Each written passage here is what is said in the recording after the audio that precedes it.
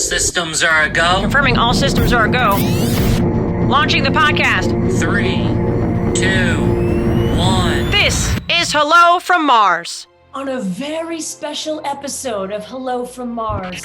Now, I feel like this needs like a special introduction this episode because we're hitting such a hard topic. It's like an 80s sitcom. We need to like put a little disclosure message in the beginning. We're going to be talking about bullying or the pot. No, for real though, we are hitting that 1 year mark, guys, from when life was normal to when all of a sudden we embarked on this journey that has only been a year, but my goodness, it feels like 15. Why is that, by the way? I think it's just because it's so heavy. Like there's really no other way to describe it. It's just been a very heavy year. I was just saying this the other day. I have a Shawn Mendes poster, a concert poster from 2019, one of the last concerts I got to go to. And that feels like just yesterday. But yesterday feels like 7 years ago. It's mind-boggling the way this pandemic has been. But because it has been almost officially 1 year to the day, I decided, you know what, let's talk to some people. Let's talk to some people having very similar feelings, but navigating this pandemic world in a lot of different ways. So I've got 4 different stories coming at you in just a minute, but let's go ahead and get to Tops in Pop this week. Tops in Pop. Not much going on, guys, which is actually probably okay. You know what? I say that, but why is everything getting canceled lately? For real, everybody's canceling everything. Really just want to kind of cancel culture, if that can be possible. If we can put that on the little Twitter handles list or you know, hot topics, trending, whatever. Okay, so this week it was Eminem. I don't know, is it Zennials? They're like all of a sudden finding out Eminem lyrics and don't like that he fake killed his wife with this made up persona that he is. I mean, just, you know, one of the greatest rappers of all time. That's all. I mean, if you're going to pick him apart, you got to pick apart Tupac and Biggie and Snoop and Jay-Z. I mean, are we forgetting there was a West Coast, East Coast gang feud? Like, if you're going to pick anything apart, pick that apart, right? Not some fake killing in a bunch of songs Eminem did. I mean, just pick them all apart, really. Also, I guess we didn't cancel Dr. Seuss, but whoever owns all the publishing rights canceled 6 of his books. All that did was make us go out and buy them. So their stock went up. And then New York Times. Can we stop picking apart everything? Pepe Le Pew. Pepe Le Pew apparently is responsible for rape culture. I'm just going to let that sit with you for a second. A cartoon skunk, guys. Cartoon skunk responsible for idiots doing stupid things. I mean, come on, for real. So, I mean, I'm done with cancel culture as it is. But just a couple updates for you. Tiger Woods. It looks like the LA sheriff has obtained a warrant to get the black box in his SUV. Didn't even know there were black boxes in cars, by the way. Just thought that was like planes, trains, and other public forms of transportation. But apparently that's a thing. And it's all because there were no skid marks involved. It was just a high-speed one-car crash, and now they're wondering what the heck happened. So they're just trying to dissect that a little bit. More to come on that. Also, Kim and Kanye, not a whole lot here, but it looks like the mansion that they have in the Hidden Hills, which has been like a Kanye pet project, is not going to him. It's going to go to Kim because that's the only home the kids have known. She's going to be having the kids primarily, it seems. And then her family is all within a block of that house. So he kind of already packed up and went over to Wyoming. Sorry, Wyoming. He also moved his Yeezys business to Wyoming as well. So she's staying in the Hidden Hills. He's going way out yonder. He also released a pair of Yeezys just the other day, and they sold out in a second. So if anybody was thinking he was hard up for cash, he's not. Have no fear. No worries for Kanye. So let's get to some of these stories. I want to shout out to somebody that has been on the podcast. That is Bimo the Prince. You might remember he was one of the first episodes that I had. He was skyrocketing on TikTok. Guess what? My dude hit 1 million. That's right. He got 1 million. He's also been featured on so many things, including most recently Good Morning America. So big shout out to him and congratulations on all that success. Julia, you saw her story as well, and she found love during the pandemic. Myself, it's been a rocky road. This time last year, I was actually prepping to move to Hartford. So all boxes were packed at my Boston apartment. Was getting ready to move to Hartford, had the offer, accepted it. the rest of it never came. And that job just kind of fell through. And then I was like, well, I don't know what's next. I held on to that apartment for a really long time, by the way, till like July, moved myself back to New York, got my tenant out of this house, got myself back in the house. And, now it's just like putting all the other pieces back together and just kind of waiting for some normalcy. But it has been a crazy year for all of us. The emotions have been up and down, and it's been a lot. So 4 stories to get to. We are going to start with my friend Scott, but just so you know what's on the way, people who have dealt with death, and how that's actually brought family together. I've got a teacher that's going to be joining us and telling the trivial process of that whole situation. And then also another person who actually did get COVID and survived. So that's all on the way. Let's get to my friend Scott first, who has been navigating not only the radio industry in this tough time, but a brand new relationship, as well as some health issues. First of all, I haven't seen you in forever. And that is part of this whole pandemic situation. But I know that I probably don't even know the answers to the questions I have for you. Like, during this time, what kind of challenges have you had? I know work has definitely been an overload because you lost a lot of people, because there was a lot of furloughs that happened. It's hit radio harder than anything. But challenges, positives, things that maybe you didn't expect to have happen that are both negative and positive. Like, tell me a little bit about your year. All right. Well, I have a little piece of paper over here with some notes on it, so I'm going to look down at it a little bit. He's a prepared man. I was being prepared, and you did bring up like the job situation, and it's like with working in radio, we've all like picked up other responsibilities because there's not as many people working in radio right now. It's like extra. I know, man. I can't even get in the damn building. It's ridiculous. Honestly, you would think that it would be easy to get a job right now because there's so much like extra work that people are doing. But when there's no like advertisers and there's no like money coming in, it's like, it's a catch-22 situation. So it's sad. And it's like, even like someone like me that's been like very lucky to still have a job in radio throughout the pandemic and everything. It's like, I've still lost like a bunch of money making money doing outside work or doing like remotes and events and doing gigs and all that stuff. So, the job part has definitely hit hard, and I feel that finainaknow And just probably exhaustion, because it's longer days in some cases too, getting, trying to get all that work done. I know your voice is probably shot some days more than others. Yeah. Stations that you wouldn't even be doing. Like I've done. You've been on a country station. I've been doing a like country station, not only like old classic country, but like new country. Well, for people that don't know Scott, you've been on a hip hop station since you started back in 2006. And now I'm doing stuff on 100.9 The Cat, and then Big Country 107.1. So it's just like there's something I would never have expected. Right. So outside of work, what kind of positive stuff have you had going on? All right. So you have a relationship and you're still in it. So that's good. That's extremely good. Like, I think if you can get through a pandemic in a relationship, I think that's a huge positive. So like my relationship's good. Like, I'm really happy with that, but also I feel like being in a relationship and being in like a strong relationship that's a positive relationship really helps you out in a time like this, because it's somebody to lean on.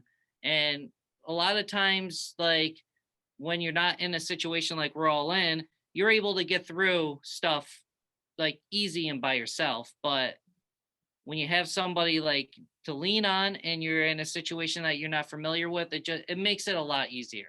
Health was an issue for me. Like last November, I had like a kidney stone, and that really put me down. And I was not with it for like 2 months because it was so painful and so mentally draining on top of it that it just took. Did you do anything for that? They actually were like, "Oh, you have a kidney stone. Here, let's give you a little bit of painkillers to help you out." I'm like, "Oh, great, thank you. Like, this is cool." But I could really have used them like a week ago. Right. And pretty much, it just comes down to like, I'm done with that kidney stone, but I have another one sitting in my kidney, and the urologist is like, so this could happen again in a month, a year, 10 years. It could never happen again. So it's just, wonderful always having on my mind that, hey, I got kidney stone coming again. I had 3 surgeries that one year. So, and I was told then that I have pockets in my kidneys and that they will never ever try to escape. Instead, they'll just like ferment there and potentially cause infection. And that's how I'll know. And then I'll have to have surgery. Like if anything happens, it's not like, oh my God, I'm passing a stone. It's, oh, great, wheel me in. It's gonna be great. Can't wait. Anybody that's had a kidney stone knows the pain, and it literally is like curl up in a ball type pain. Like it is no joke at all. I had grown women coming up to me that had like had given birth to multiple babies, and they were like, kidney stone pain, worse, so much worse. Wow. So that you know what it's like to give birth. Congratulations. That's what the pandemic has brought you. That's what it's brought me.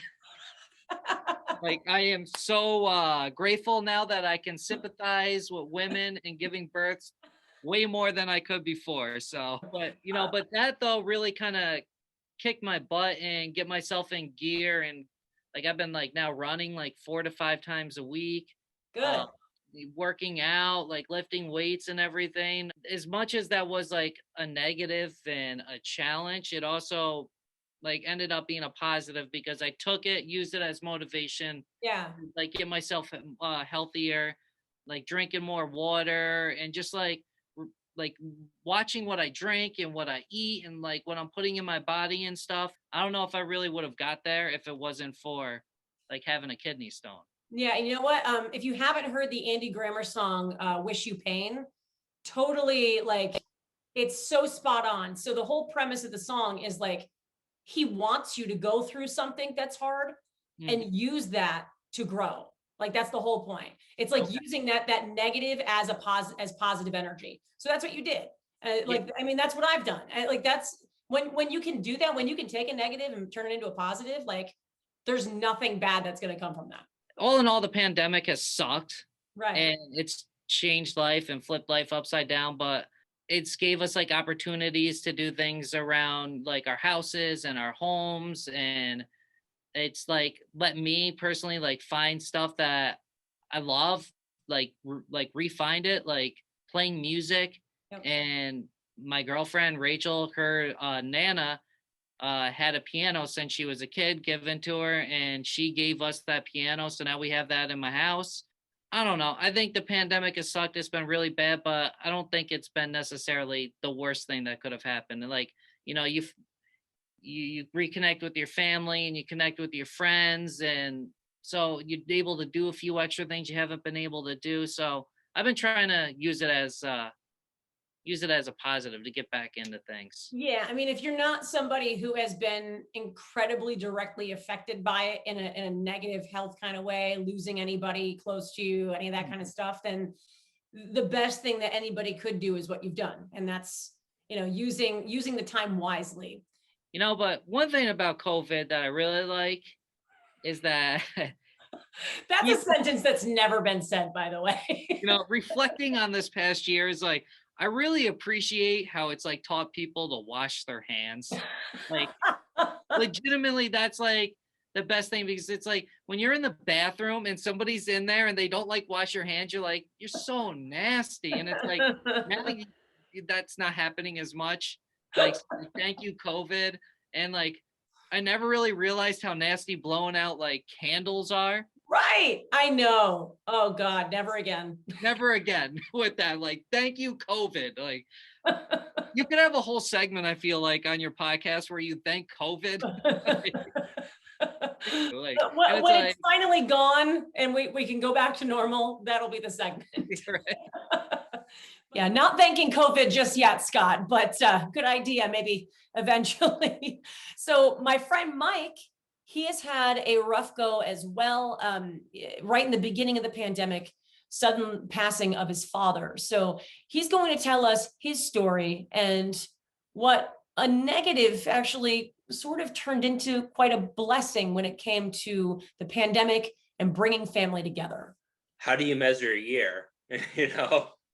back in March, I had just started my position. I was in the office for a month and then I got sent home. So I was working from home for that point in time, and then moved home in October, help my mom out and kind of be here because you're going through the whole grieving process. Yeah. And it's definitely been interesting, and it's been great because unfortunate situations with the sudden passing of my father, I'm thankful that I had this pandemic because I'm working from home. I got to be with my family, go through that process, be able to create more, and that could be my outlet. Have time to travel. I worked in Cape Cod for a month. Yeah. So I was able to be out there and be with my grandparents that live out there, be there when my family came to visit. Mhm. It was just a lot of blessings in disguise. Yeah. That's what this whole pandemic, I think, has been like. It has, if you're looking at it the right way. I Yeah. mean, there's a lot of people that get stuck in especially like right in the beginning. It's like, oh no, I was furloughed, and a lot of people just kind of like laid on the couch and didn't really do much and just stayed in that space, that headspace. And it's like if you look, like, none of us will ever have this time again. Like I basically had the first like summer off since I was in high school. Yeah. It was weird. It was uncomfortable in a lot of ways because of everything that we were going through and all those mixed emotions. I mean, every day was a roller coaster ride. Everybody's emotions have been doing this. So it sucks because it's that uncomfortable unknowing that is just kind of always lingering, right? But Yeah. We'll never get time like this again, because when things kind of go back to normal, we're busy. Like, we live busy lives, and Yeah. it just gets busier and busier, and we've never had this opportunity to slow down like this before. So it has been a blessing. It's also made me look back and appreciate the concerts and going to those events and meet and greets that probably will look different Yeah. post pandemic. Now, I know you kind of mentioned it quickly here, but the sudden passing of your father, it had you a lot of time with mom, which has been good too, right? How's she holding up? She's holding up well. We both have our moments, but I think it's good. I'm glad to be around. I help her out with things, and I'm that rock, as they put it. I can take it and just say, okay, be a little rational, but we're doing good. I mean, and she's a trooper, and like I say to everybody, she's stronger than she thinks. Yeah, I think everybody really is at the end of the day. And if anything, maybe this whole pandemic has kind of shown that to more people than had realized it prior. What was the hardest thing for you? What's the hardest thing been?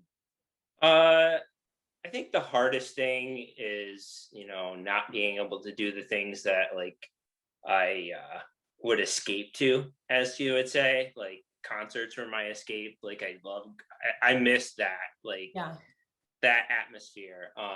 For the longest time, the gym was closed. So, thankfully it opened.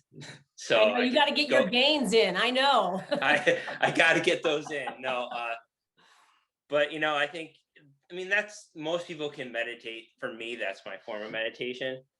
What's an instance where you really were like, wow, I can't believe I just did that? Having to be that person when my father suddenly passed, I had to be man on, and okay, I can do this. You have to talk yourself into it. I still don't understand how I did it, because I'm one of those guys I'm actually very emotional. No. I know that. See, that anybody that might be watching or listening doesn't necessarily know that about you, but I do. And I was actually going to say that is I think normal Mike doesn't realize how strong he is. Yeah, we all have those tough moments. We all have tough days and tough hours or whatever to get through. And it just, that weight can feel really, really heavy. It can feel even heavier right now. You know what I'm saying? Like, this is just a really heavy period for a lot of people. Oh yeah. But you, my friend, you don't give yourself enough credit, like, at all. Like, you were just saying that about mom. She's stronger than she thinks. You are stronger than you think. And I know you are like me in that when something gets thrown at you, you're like, okay, I just got to do this. And you got to adapt to it quick, and you do it and you get through it. And then whatever. And you might be feeling whatever as you're doing it, and even afterwards, but you're doing it, and you're just, even though you might not feel as strong as you are, you're a lot stronger than you are allowing yourself to think. So I appreciate that. I'm just throwing it out there. Sometimes it just needs to be known, Yeah. So we start to have some normalcy back. I know that you're a big concert goer. What's like, concerts in themselves, who's the first person you want to see? Really, it would probably be Kip Moore, because he released an album right back when the pandemic started, and he just released the double album. So I'd want to see that. I'll stay with my tried and true Kip Moore. You're country boy, yeah. You got that flannel on for a reason, my friend. I know.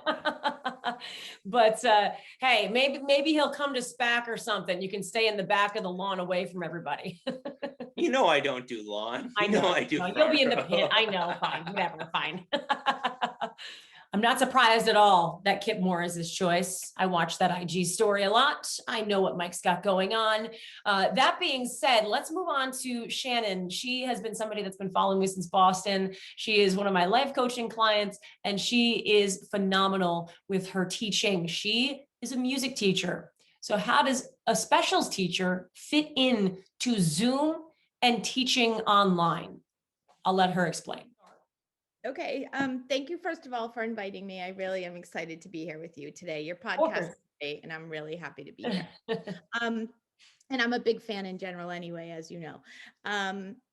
I remember this time last year, my daughter, Annie, got sent home from her university right after spring break had ended. They had an early spring break. It's weird, her college. But she had driven back to college. And as soon as she unpacked all of her stuff, the president of the university is like, go back home, go back wherever you can. If you can't get back home, this is what we want you to do. We're going to have a shutdown. It could be temporarily. We don't know, but go back home. Literally, she packed all of her stuff and did what she was told and drove back home. And when she drove back home, I'm like, this is crazy. What is going on? Like, this is insane. So Monday came, I went to work. I was working at the time for 8 different preschool, elementary schools teaching music. It was really cool. I loved it because I could kind of do my thing and then leave and not have to deal with a lot of the other things that teachers have to deal with. Maybe the drama? Wait, is there drama in schools? Yeah, I hate to say it. Some parents, it was, and I had been there. I had been a full-time in-class lead teacher. So this was kind of a shift. That's a whole story how I ended up in music. But anyway, we're talking about the pandemic here. I went to work on Monday at one of my schools, and there was some chit chat, not much. But then Friday, I think it was Friday the 13th. Yes, it was. Okay. Friday the 13th, I work every Friday in a school in Rhode Island. I live in Massachusetts, but I drove to Rhode Island every Friday. And we had a professional development day that day. So even though I didn't teach music, I was expected to come in for an all-day meeting. And I remember sitting at the meeting, and there was a lot of seriousness between the head of school and some other administrative people. But she had an agenda for us to do some learning tools on how to deal with children with some behavioral issues and some, different personalities of children, how we adapt and teach through that. So anyway, we were sitting there and watching all these long videos, all day videos. I think you know all about that stuff. And then the governor of Rhode Island piped in and came live on her phone, and she shut everything down, and we listened that schools will be shutting down, that there is a pandemic, that the teachers, if they're in the building now, at the end of the day, they should leave. Everyone should be, 6 feet apart, or they didn't really know. All they knew was basically shut it down. And I remember getting in my car. That's very Gordon Ramsay like of the mayor or Yeah. the governor, shut it down. Yeah. And so I remember getting in my car thinking, should I take all the instruments out of the school? This sounds really scary. Should I go and see my family? Should I just go home? Sitting in the parking lot thinking, I don't really know what to do. What does this mean? And then it occurred to me, you need to go to the grocery store. Right. What my first thought was, you need to go to the grocery store. So I went to a grocery store in Providence, thought, okay, you're going to need some, non-perishable, perishables. And I remember seeing people with toilet paper and paper towels. And I'm like, that's just so strange to me. Little did I know that wasn't so strange, that I should have been in the line with the paper towels and the toilet paper. And I'm thinking, I have enough toilet paper, Over the weekend, the 14th and 15th, I started getting emails from one school at a time. We're shutting down. We can't have you come back. Now, as a specials teacher, if I don't go, I don't get paid. Right. So that's the downside of being a specials teacher, unless you're contracted for one school. But because I'm kind of self-employed music teacher, going to all the 8 schools that I went to meant I don't have a job. So reality set in by Sunday night. I was lying in bed thinking, I don't have a job. I don't have a school to go to. What am I going to do? And then I want to say like 2 to 3 weeks later, the school from Rhode Island called me and said, we want to talk to you about something you can do to kind of save your job, for this school anyway.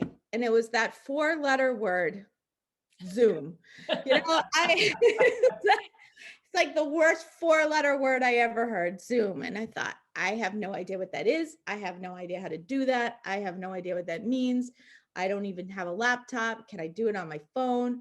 How do I do that? How do the children come in? Where do you get a code? Like, I had absolutely no idea. And part of it is I missed that technology field, a little bit, being 52 almost.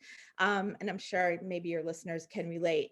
But I had an IT person in my house because she was home from college. So I Venmo her. Poor Annie. Like, answering every single one of mom's ridiculous questions that may have been so basic to anybody else. That's what I said. I said, I will Venmo you to not judge, not make fun of me, and show me how to Zoom. So she did. And I remember my first day on Zoom with 8 music classes. That first Friday I did it one by one. And I actually remember speaking to you and saying, I don't think I can do this. Like, I don't know how to take music from a classroom and turn it into a productive Zoom music class where the children, come off the Zoom feeling that I care about them, I miss them, not putting emotion into it. Because of course I just wanted to look at them all and just cry and tell them I love them so much. And this is not what I wanted. So trying to be brave, learn a new skill, do my job, which is to teach music from preschool through 6th graders. It was really hard. It was the hardest thing, I think, as an adult. I really remember going through. And then, as I went on, some of the schools said, you know what, we're just shutting down altogether. We don't need you at all. Some said, well, if you can do a YouTube video, we'll upload that. We'll send that to the parents. And, that was very uncomfortable for me. But anyway, long story short, I did what I had to do, but it still wasn't supplementing the income that I had, even with a little help from unemployment, because, they never give you what, you right. Really, making. And so, it was just, I remember it just being hard. And I remember then thinking, everybody's in it. Everybody's having a hard time, whether it's they don't have enough money for their own food, or they have a sick one in their family. And I remember it's just a lot of fear. It was fear of the unknown, fear of what does tomorrow bring? What does next week bring? And I think now, a year later, even though not a lot has changed, we definitely have a vaccine and that's terrific, but not all of us can get vaccinated right now. Not a lot has changed other than our patience and tolerance. And so, that those are some of the things that concern me, that we still need to be careful, Yeah. And then I was really lucky around the fall. I had a company call me and say, "Hey, Lex, listen, we work for a construction company. I had known someone there and they said, we're looking for someone. We're looking for someone to kind of help us get this office straightened and organized." And I thought, I don't know if I'm that person. I don't have any technical skills, other than Zoom now. And I remember going in and speaking to the owner of the contracting company and saying, "I don't know how to use Excel. I barely know how to use Word. I can email. I have great telephone skills, I think, and I'm really, really organized. Besides that, I don't really know what I can do to help you." And he's like, "You're hired." So the desperation, I suppose. And it's turned out to be such a great thing and a blessing. And, I'm learning, and what I don't know, I YouTube. Annie has since gotten a big girl job and moved out. So my IT person left. But I figure it out. And I really do consider myself, really fortunate and lucky. And it hasn't been easy, but it hasn't been easy for anyone. I don't know one person that has said, "This has been the best year of my life." I don't know anybody who says that. So I know that you mentioned a couple things that were blessings, and I know that obviously you've mentioned hardship. Is there something that for you was a surprise in maybe a positive way? Maybe you surprised yourself along this way? Because a lot of us had to dive into things that we never thought that we could do. That's funny that you say that. As a music teacher and a teacher in a classroom, that I've been, I look like I have a lot of self-confidence because I have to. We all kind of pull it together when we have to. Yeah. And I lacked that.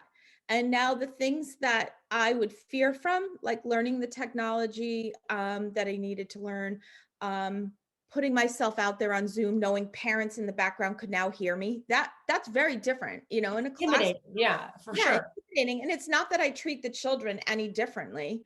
I love my children with all my heart, my students, and you'll hear teachers say that, my kids, they are, Yeah. I did not have the self-confidence that I could do this. And I just woke up every day in fear and went to bed in fear of having enough money, fear of being good enough, fear of being judged. What if I had a parent that, didn't like me? Someone said to me a long time ago, you can walk in a room and half the people are automatically not going to like you before you even open your mouth and say anything. And that's okay. I couldn't get out of my own way a lot of times. And now, I'm to be very honest, through the tools that you've taught me, Marissa, and through the, things that I've learned through the jobs that I now have, that I can do this. And, it's not always going to be easy. And it's just bringing your effort, really, that really means the most. You kept going, and that's what's most important. And I'm going to reiterate something I said to you months ago, because I saw people struggling with trying to keep people's attention via Zoom or whatever. You naturally were successful with it. You gravitated to it, you learned what you needed to, and then you shined. Because, and I'm going to say this because I feel like it needs to be pointed out, but you're in a creative field as it is. You are a music teacher. You always are thinking outside the box. Whereas a lot of these teachers were like, all right, I've got my lesson plan. This is the same lesson plan that I'm going to use for the next 15 years or whatever. And this is how it's going to be. I'll only tweak it here and there. And, this day we're going to roll in the TV and we're going to put a movie on. Like, these are the things that we can't do via Zoom, so like you're bouncing from school to school as it was. It was every day was different for you. You did a lot of the same stuff, but you were constantly thinking outside of that box because you were never in a box to begin with. So you were always able to take that extra step. And that's why I think for you, it just ended up being natural. It was like a natural transition. Right. And I remember, thank you for saying all of that. I really appreciate that. I remember calling you and I remember saying, or in our calls that, and if you don't know, Marissa's my life coach as well. um, I remember saying, you know what? I kind of like this, and I'm able to figure out how I can really do a great music class for a preschooler all the way up to a sixth grader. And I remember that. I remember one day you were so scared.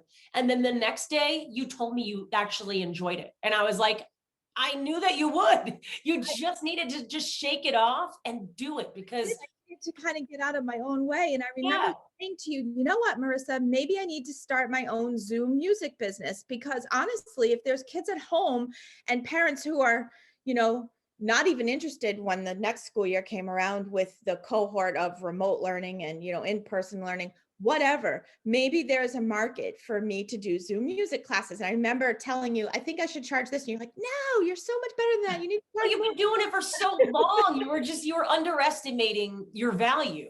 And the thing is, it's like, you've got all these schools that were like, we're doing Zoom. How do we do music? We're not going to do music. We're going to cut it from the program right now until we can get back in classes. And you were proving that you could still do this. So of course, it was just a matter of getting the word out so you could get some students.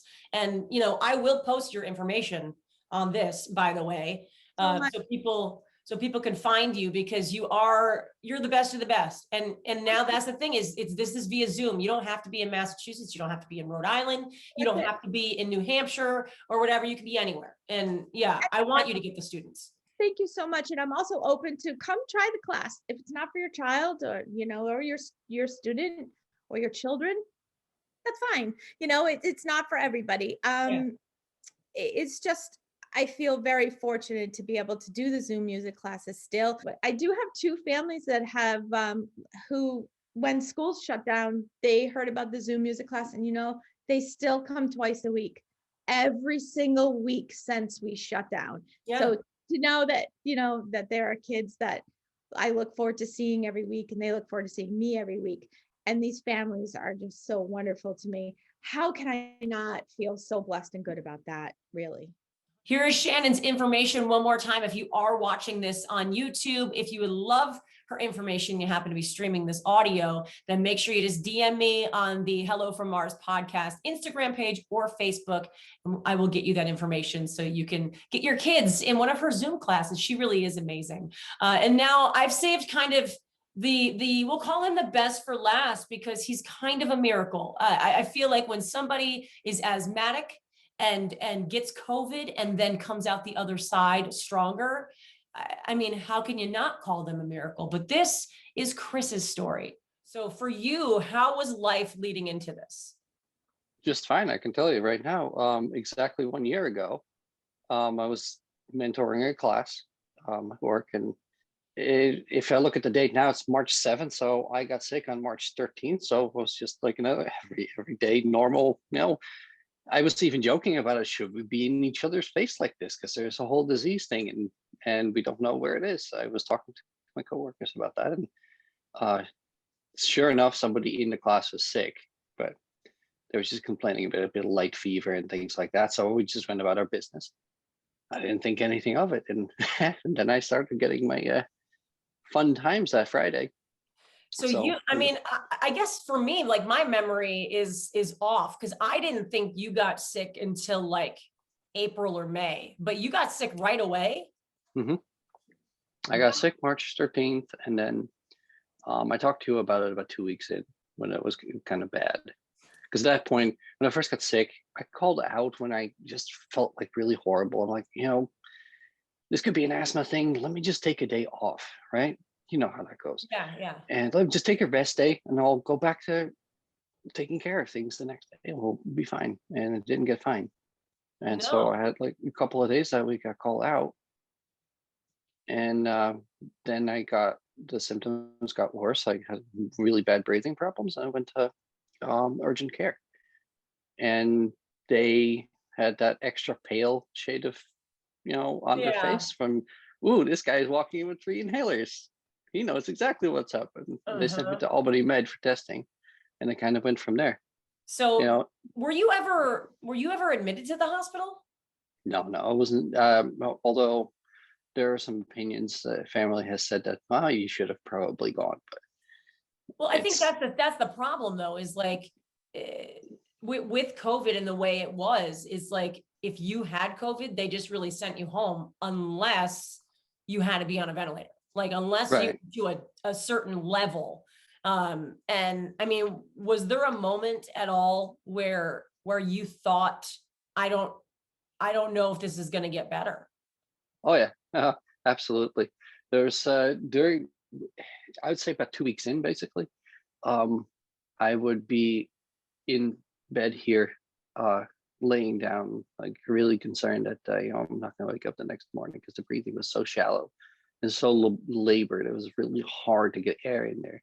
It's like the most bizarre thing, very different from, you know, you go for your 20-mile run and you're really out of breath and you need to take a rescue inhaler and it's fine after. But this I've was never nothing had like that, that. by the way, as an asthmatic.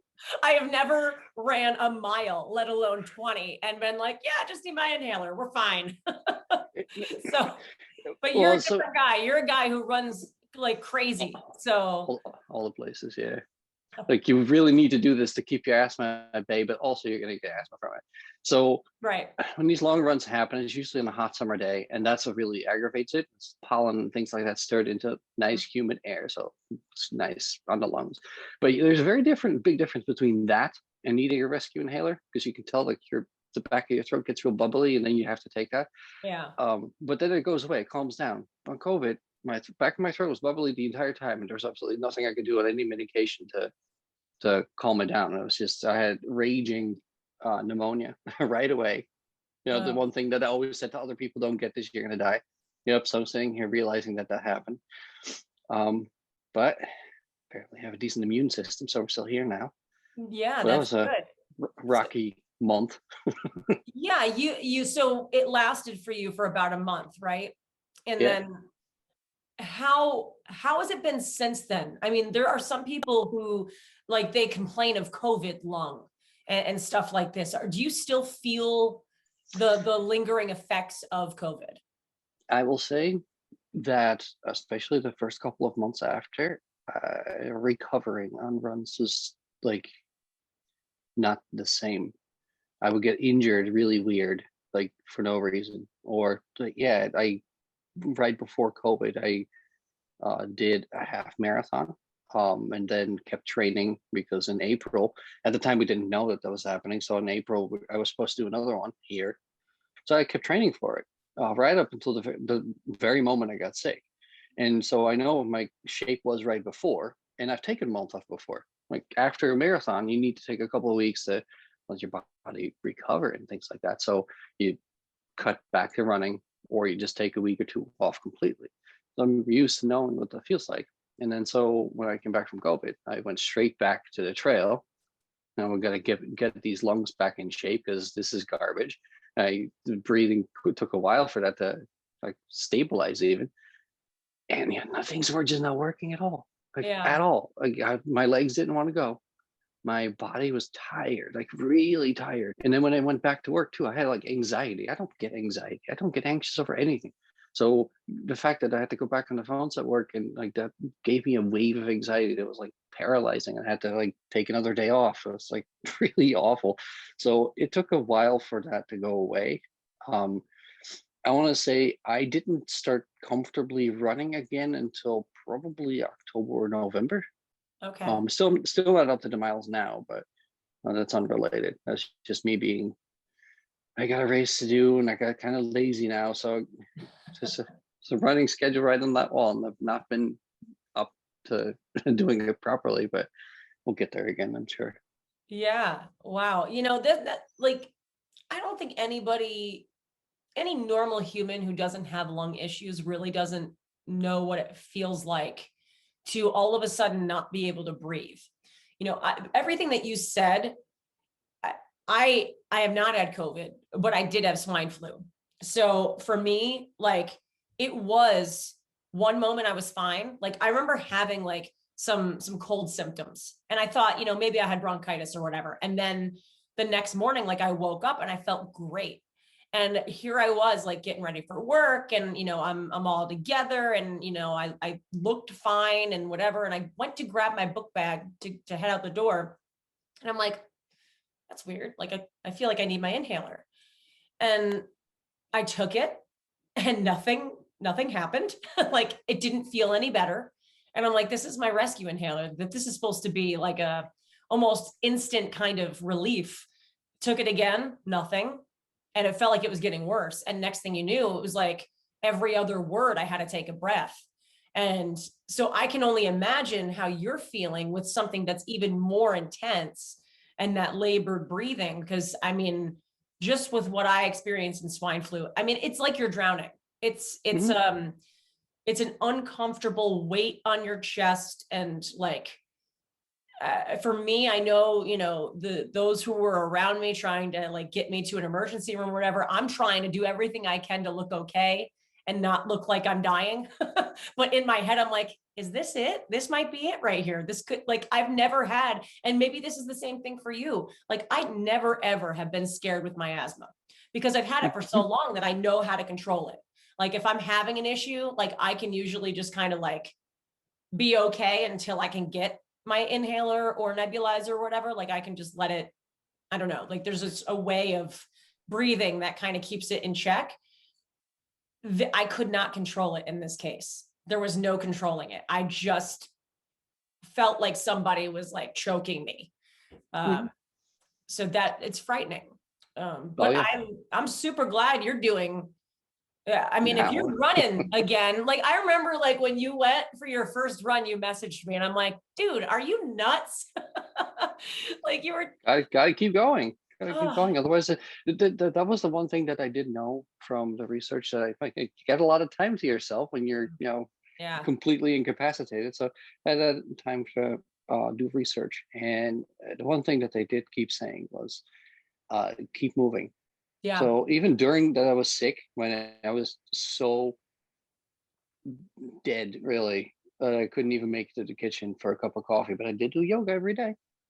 Every single day for a month, I did yoga right before bed, making sure that all the gunkies kept flowing. It's what you're saying, like you're drowning. That's absolutely what it felt like. It was because of all pneumonia, so you're actually drowning in your own fluids at that point.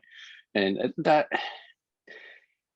you're right. Like people that have asthma are used to that sudden, oh my god, I'm gonna die feeling. So it's just kind of like another thing to do. Like it's just like the sun rises. There's another, that this. I love that. It's just another thing to do. No biggie. Well, that's what happens though. Like if you're with regular asthma issues, you know what to do, what's going to happen. So you're not like if somebody that didn't have asthma would suddenly have an asthma attack, it would be the most terrifying thing for them, because you feel like you're going to die. But for us, it's like, oh, got a drug for that, or like a thing that we can do to kind of calm it down, so I'm not too panicky. We'll just let it go, and eventually it'll come back. But when you have an illness like that, I did get a drug eventually. That was absolute magic. Yeah. What was it called? Spiriva. It's absolutely amazing. It has no steroids in it. It's just a bronchodilator, but it's a long-acting one. So it's like a rescue inhaler on steroids, quote unquote, that you take for a full month, and it made all the real bad problems go away eventually. My asthma doctor just didn't really know what to make of this, because she's an immunologist, so she deals with infectious disease and things like that all the time. So she was studying it actively, and that's what she came up with to do, like half this drug. And 2 days in, I'm like, ooh, hey, it works again. That's awesome. That's so good. That's so good. I mean, that might not obviously work for everybody, but for an asthmatic, it's so good to like have that knowledge of that medicine, because asthma's tricky, man. You know that firsthand. It loves to do whatever it wants to do. That's exactly what it is. It is. It's true. So super, super glad that you are on the other side of this and still run a marathon. When's the next one? Do you know? Are you doing like virtual stuff? No, I don't like virtual races. It's annoying. It's really unmotivating. Once you start racing, running races, get that adrenaline from being around these other people. So the next one I have is on April 17th. That's the half marathon that got postponed from last year. It then got postponed to August, and then they just said, well, we'll just do it next year instead. They did get cleared to have all 2,600 people go. So that's going to be an interesting thing. Yeah. You are an gonna... inspiring human. I will say that. Well, I try. I always hope that, like, when something like that happens to people, I always hope that whoever is observing kind of takes away something from it. Yeah. Because there's always somebody worse off. He is right. There's always somebody that is worse off, even through all of this. I'm not telling you that you shouldn't feel what you're feeling or how you're feeling is invalid.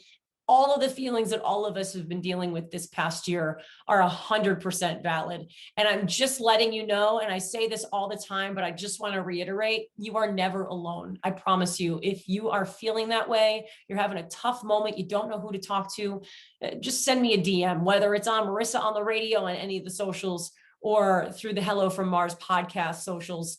I will always listen. I will always try to help walk you through something. And you are 100,000% never alone. So we made it 1 year, guys.